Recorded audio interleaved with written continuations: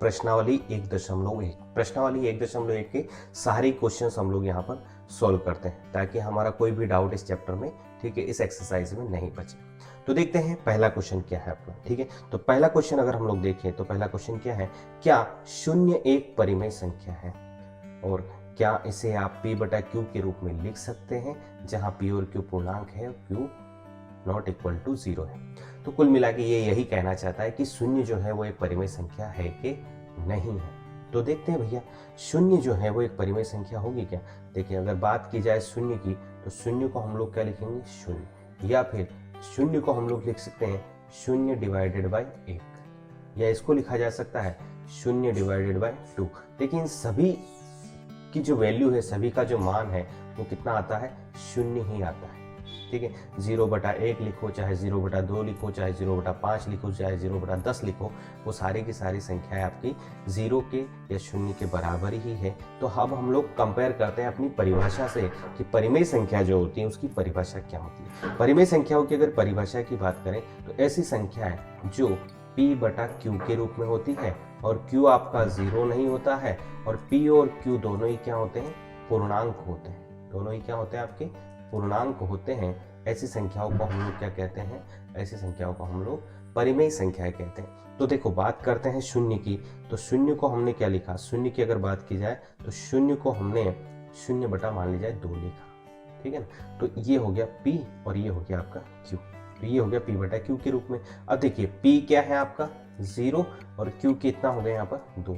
तो पहली condition q तो आपका 0 नहीं है, ये फुलफिल हो रही है। दूसरी कंडीशन p और q जो है वो दोनों ही क्या होने चाहिए, पूर्णांक होने चाहिए, दोनों ही क्या होने चाहिए, पूर्णांक है। तो ये दूसरी कंडीशन भी आपकी फुलफिल हो रही है। और तीसरी कंडीशन कि जो नंबर आपके पास में है, नंबर क्या है अपना, शून्य है, वो नंबर आपका p बटा q के रूप में होना चाहिए। तो शून्य को हमने क्या लिख दिया, शून्य डिवाइडेड बाय 2 लिख दिया, तो ये p बटा q के रूप में भी आ गया। तो पहली कंडीशन अपनी फुलफिल, दूसरी कंडीशन यहाँ से फुलफिल कि q 0 नहीं है, और तीसरी कंडीशन यानी कि p और q दोनों पूर्णांक है तो वो भी फुलफिल। इसका मतलब हम लोग क्या कह सकते हैं, हम लोग ये कह सकते हैं कि जो आपका शून्य है वो क्या होगी, एक परिमेय संख्या होगी। तो अपना आंसर क्या होगा बच्चा लोग, आंसर होगा कि शून्य जो है, शून्य एक परिमेय संख्या है।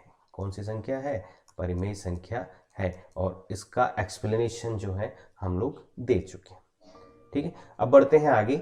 अगला क्वेश्चन क्या है आपका कि 3 और 4 के बीच में 6 परिमेय संख्याएं ज्ञात कीजिए। ऐसा क्वेश्चन अभी हमने जस्ट पहले ही किया है कि हमने 1 और 2 के बीच में निकाला था, तो कोई दिक्कत नहीं है भैया, 3 और 4 के बीच में निकाल लेते हैं। कोई ज़्यादा डिफिकल्ट तो है नहीं, आसान तरीका है। और आसान तरीका मैंने आपको बताया था कि जितनी संख्याएं हमको निकालनी है उससे एक बड़ा नंबर लेना है और उस नंबर से दिए हुए नंबरों में क्या करना है, गुणा भी करना है और भाग भी करना है।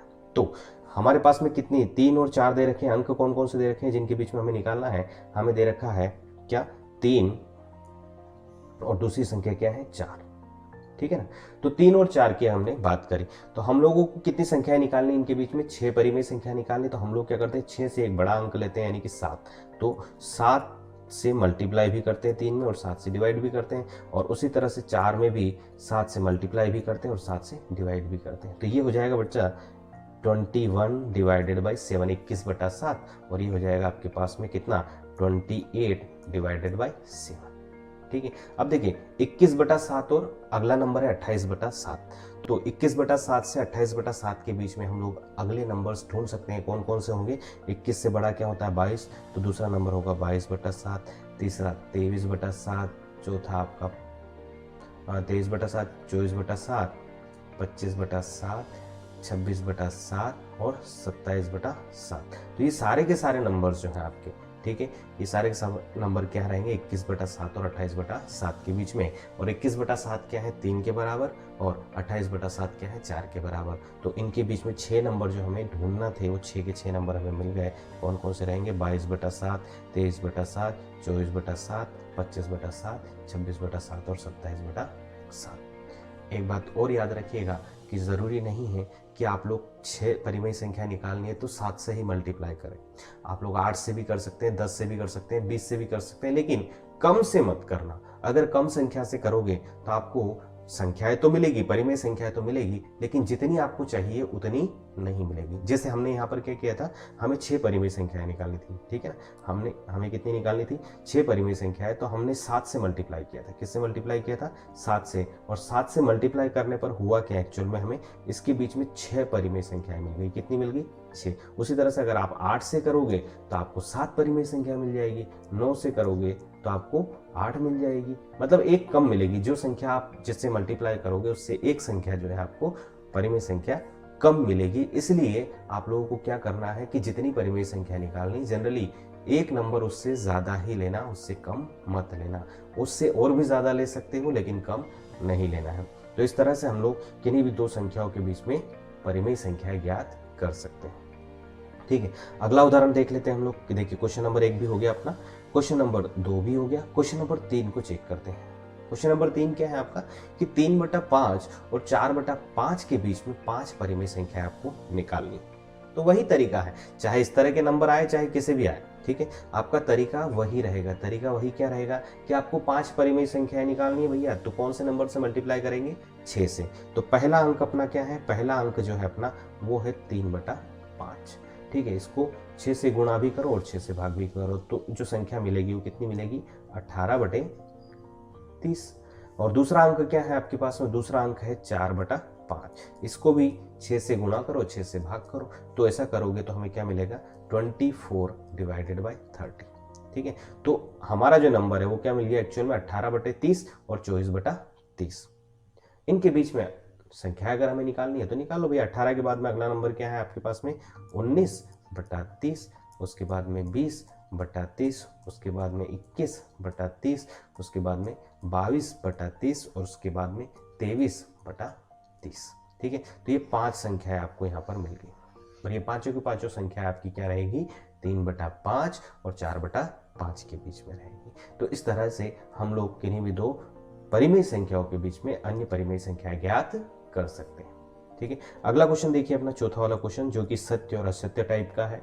उसमें क्या पूछा गया है, देखिए पहला क्वेश्चन क्या है, प्रत्येक प्राकृत संख्या जो है एक पूर्ण संख्या होती है। भाई सही है कि गलत है, अभी तो पढ़ ही लिया हमने, 2 बार पढ़ चुके हैं और क्वेश्चन शायद पहले भी सॉल्व कर चुके हैं। तो प्रत्येक प्राकृत संख्या कहाँ से शुरू होती है भाई, 1 से, ठीक है। प्राकृत संख्याओं की शुरुआत 1 से होती है, 1 2 3 4, ये सारी प्राकृत संख्याएं हैं। और पूर्ण संख्याओं की शुरुआत जरूर से होती है 0 1 2 3 4, ये पूर्ण संख्याएं होती है। तो हर एक प्राकृत संख्या जो है आपकी पूर्ण संख्या में मौजूद होती है। इस वजह से पहला जो कथन है आपका क्या, कि प्रत्येक प्राकृत संख्या एक पूर्ण संख्या होती है, ये कथन क्या हो जाएगा अपना, सत्य हो जाएगा, ठीक है। दूसरा देखिए, प्रत्येक पूर्णांक एक पूर्ण संख्या होती है। प्रत्येक पूर्णांक एक पूर्ण संख्या होती है, तो इसको भी चेक कर लेते भैया।